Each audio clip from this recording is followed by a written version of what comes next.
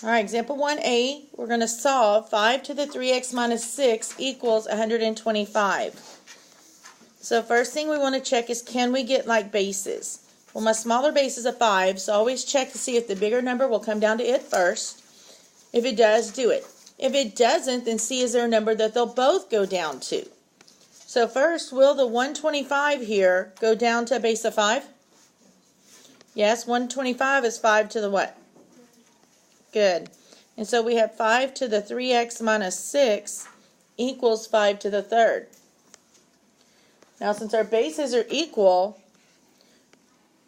we can cancel those out, and we get 3x minus 6 equals 3, and then just solve for x. So add the 6. Equals 3? Yes, ma'am.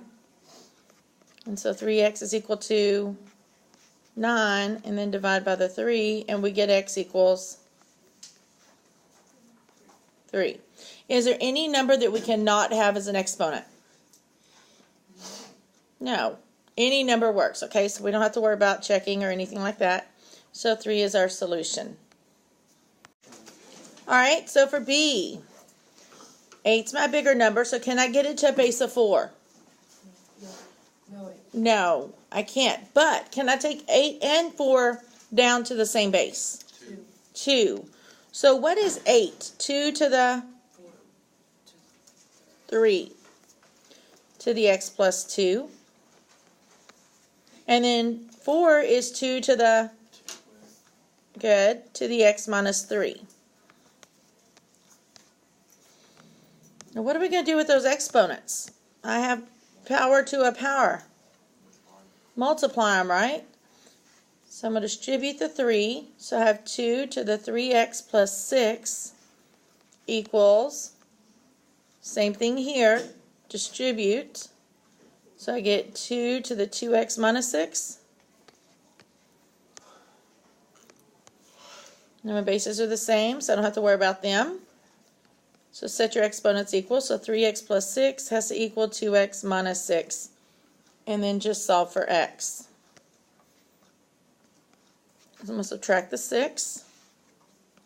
And so we get 3x equals 2x, good, minus 12.